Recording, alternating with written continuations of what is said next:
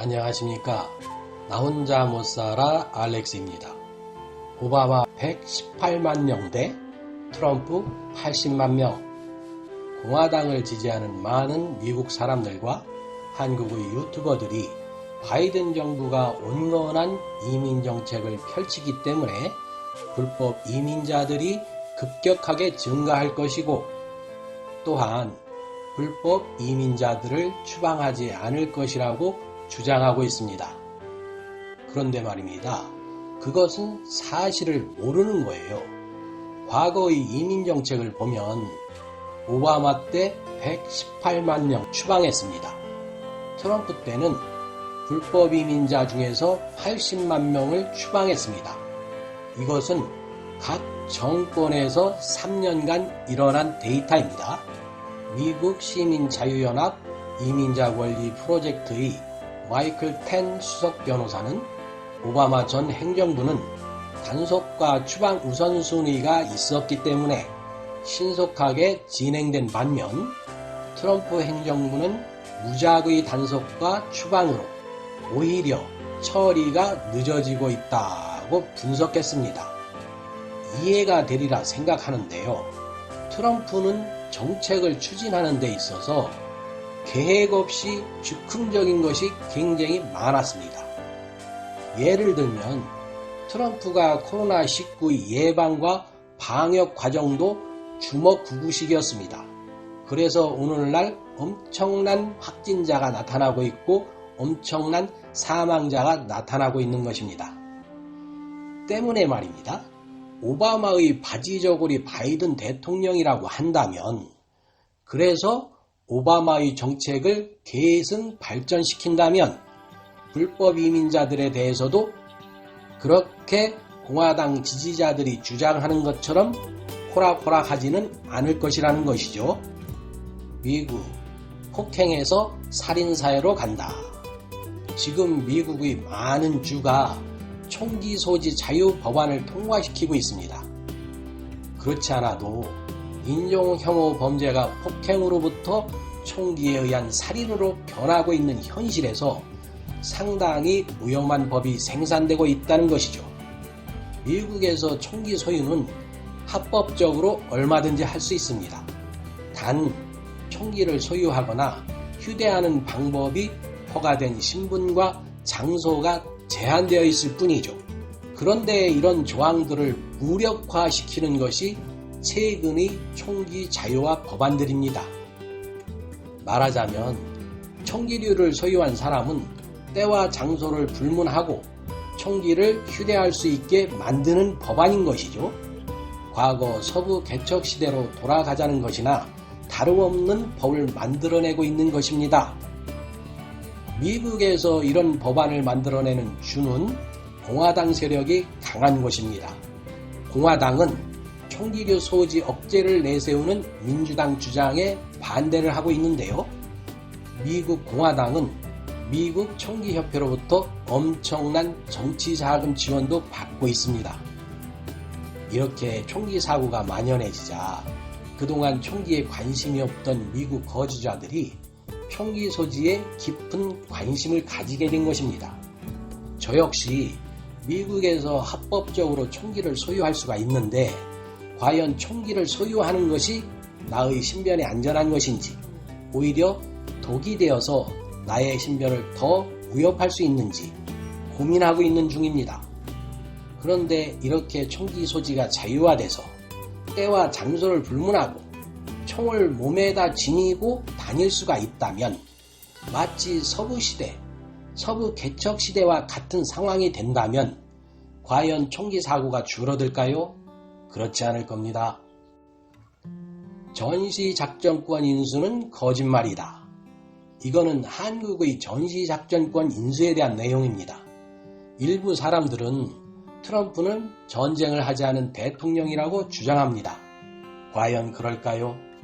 트럼프는 2018년에 아프가니스탄 탈레반과 여러 차례 교전을 벌였습니다.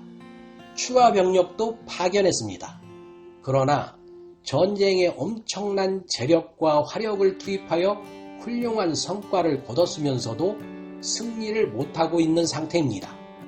전문가들의 분석을 종합하면 아프가니스탄 탈레반과의 전쟁이 베트남과 비슷한 양상이라는 것이죠. 그래서 아프가니스탄에서 미군 철수에 대해서 10여 년 전부터 오바마 대통령 때부터 이미 논의가 되어 왔습니다. 바이든 대통령은 올 9월 11일까지 아프가니스탄에서 철군을 마무리 짓겠다고 발표했습니다. 이를 두고 미국에서 갑론을박이 벌어지고 있습니다.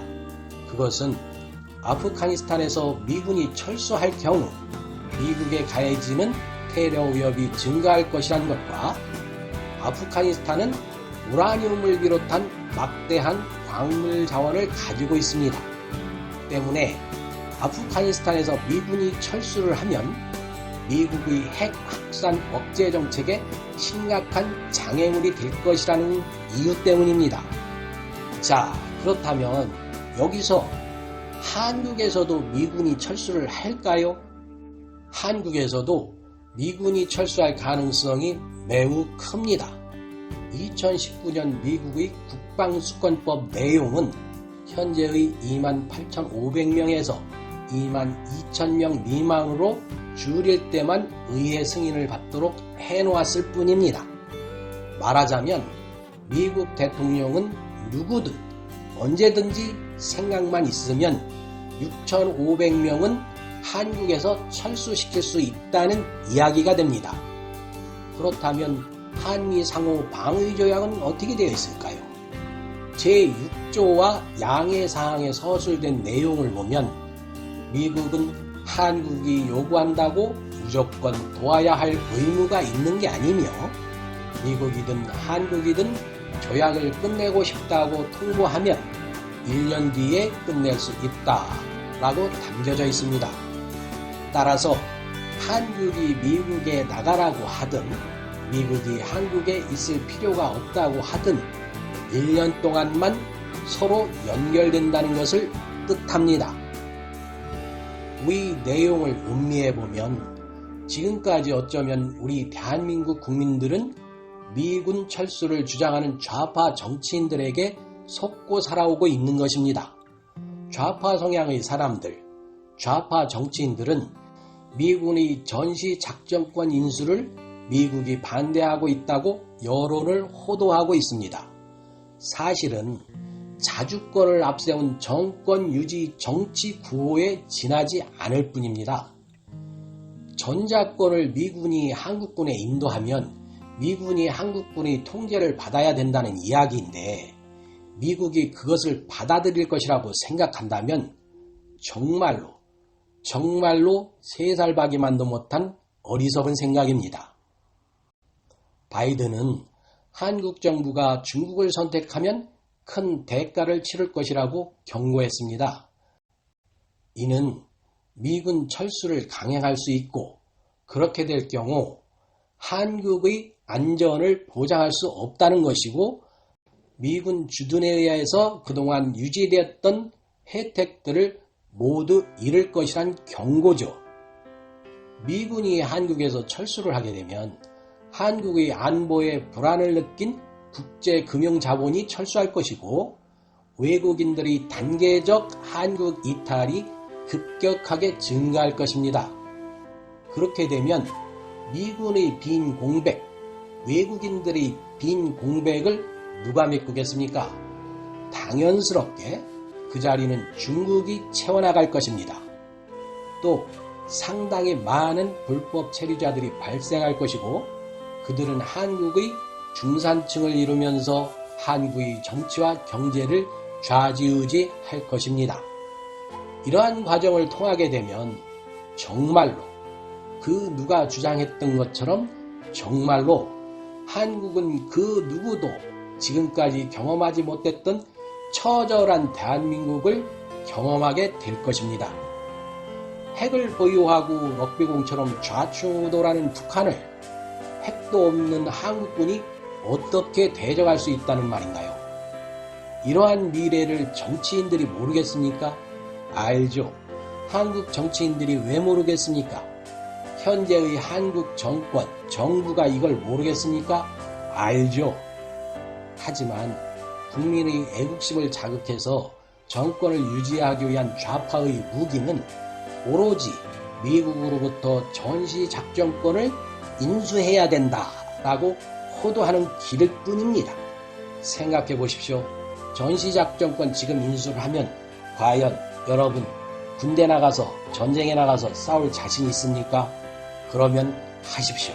저는 아니라고 생각합니다. 우리가 핵을 보유한 상태라면 몰라도 지금은 아니라고 생각합니다. 여러분 잘 생각해서 판단하시기 바랍니다. 잊지 마시고 제가 여러분을 또다시 찾아뵐 수 있도록 구독, 좋아요, 알림 설정 부탁드립니다. 잊지 마시고 저를 응원하는 차원에서 꼭 부탁 올리겠습니다.